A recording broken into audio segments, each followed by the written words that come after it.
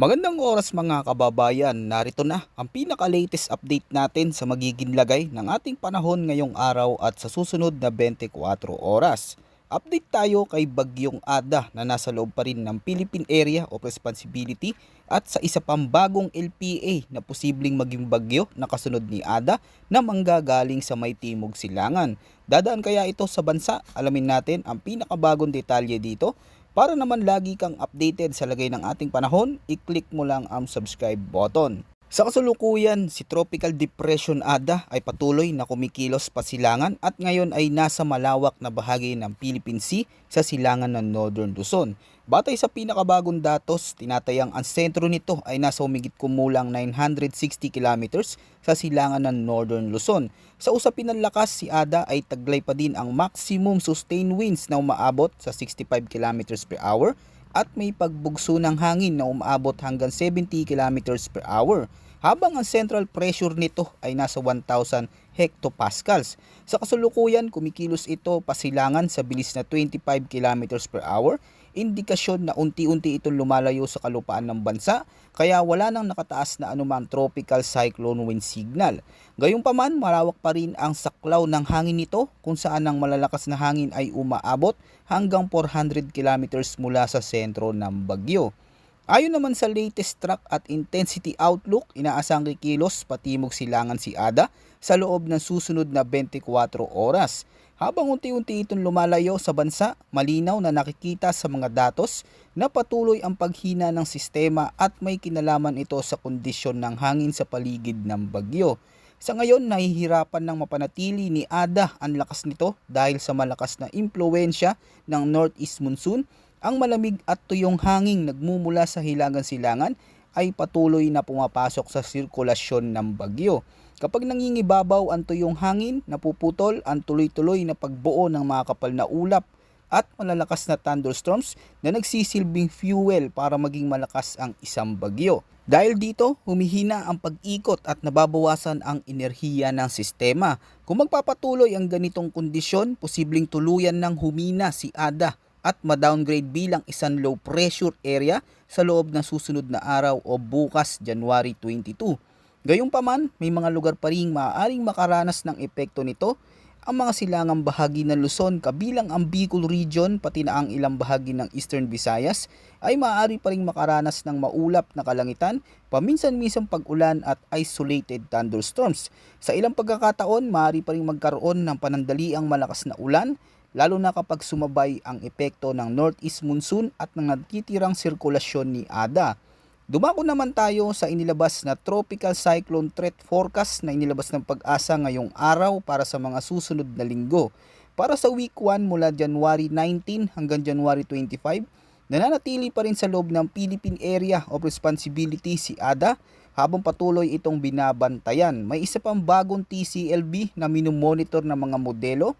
Ang TCLB1 ay inaasang mabubuo sa Timog Silangan hangganan ng PAR at ng TC Advisory Domain. Sa kasalukuyan datos, mababa ang tsansa na ito ay maging ganap na bagyo sa loob ng linggong ito. Gayunpaman dahil sa lawak ng sirkulasyon nito, maaaring makapaghatid pa rin ito ng epekto sa panahon, lalo na sa mga silangang bahagi ng bansa. Pagsapit naman ng week 2 mula January 26 hanggang February 1, ipinapakita ng mga forecast model na ang TCLB1 ay posibleng kumilos palapit sa Caraga at Eastern Visayas. Bagamat nananatiling mababa pa rin ang posibilidad ng pag-develop bilang tropical cyclone, mas nagiging kapansin-pansin ang potensyal nitong makaapekto sa panahon. Sa ganitong sitwasyon, ang mga lugar sa Eastern Visayas at Caraga region ay maaaring makaranas ng maulap na kalangitan, madalas na pag-ulan at isolated thunderstorms. Sa ilang pagkakataon, posibleng magkaroon ng panandaliang malalakas na buhos ng ulan, lalo na sa mga coastal at silangang bahagi na maaaring magdulot ng localized flooding at madulas na kalsada. Sa kabuuan, aktibo ang tropical cyclone threat potential sa week 1 habang mas mababa naman ang tsansa sa week 2, ngunit patuloy pa rin itong minomonitor dahil maaari pang magbago ang takbo ng mga sistema.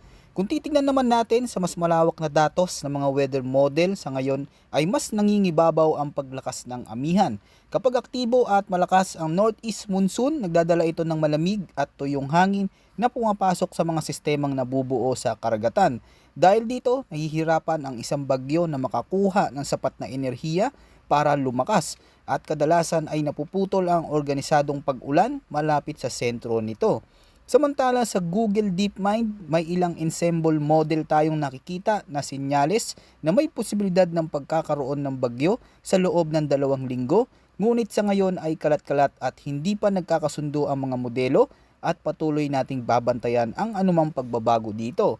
Para naman sa lagay at kondisyon ng karagatan, inaasahan na very rough seas o napakadelikado ang lagay ng karagatan sa mga baybayin ng Batanes, Babuyan Islands, Isabela, pati na rin sa silangang baybayin ng mainland Cagayan, kung saan ang taas ng alon ay maaaring umabot hanggang 5.5 meters. Samantala sa Ilocos Sur at hilagang bahagi ng Aurora, gayon din sa Ilocos Norte, asahan ang hampas ng alon na abot hanggang 5.0 meters. Dahil sa ganitong kondisyon, lubha mapanganib ang paglalayag para sa lahat ng uri at laki ng sasakyang pandagat. Mahigpit na pinapayuhan ang mga marino na manatili muna sa pantalan at ang mga kasalukuyang nasa laot ay humanap agad ng ligtas na daungan hanggang sa humupa ang malalakas na hangin at matataas na alon. Sa iba pang mga baybayin dagat, inaasahan naman ang rough seas conditions na may taas na umaabot hanggang 3.5 meters na taas ng alon sa mga baybayin ng Camarines Norte pati sa Hilaga at silangang baybayin ng Polillo Islands at Catanduanes, gayon din sa natitirang bahagi ng Aurora. Samantala hanggang 3.0 meters naman ang posibleng taas ng alon sa La Union, Pangasinan, Hilagang Quezon at Camarines Sur, pati sa Hilaga at silangang baybayin ng Northern Samar at sa silangang baybayin ng Albay, Sorsogon, Eastern Samar, Dinagat Islands at Siargao, Bukas Grande Islands kasama na rin ang natitirang baybayin ng Polillo Islands at Catanduanes. Sa kabuuan, mahigpit na pinapayuhan ang mga gumagamit ng maliliit na sasakyang pandagat, kabilang ang lahat ng uri ng motor bangka, na iwasan munang pumalaot lalo na kung kulang sa karanasan o hindi sapat ang kagamitan ng bangka. So ulitin lang natin ang mahalagang detalye, patuloy ang paglakas ng amihan na siyang pangunahing nakakapekto sa lagay ng panahon sa malaking bahagi ng bansa. Dahil dito inaasahan ng mas malamig na hangin, maulap na kalangitan at paminsan-minsang malalakas na pag-ulan lalo na sa Hilaga at silangang bahagi ng Luzon at sa mga baybaying dagat na direktang nakaharap sa silangan. Kasabay nito, patuloy rin binabantayan ang posibilidad ng isang sistemang maaring mabuo sa timog silangang bahagi ng bansa. Sa ngayon, mababa pa ang tsansa na ito'y maging ganap na bagyo. Ngunit kung ito ay lilitaw, maaari nitong palakasin ng pag-ulan sa mga lugar ng Eastern Visayas, Caraga at ilang bahagi ng Bicol Region, lalo na sa mga coastal at mababang lugar.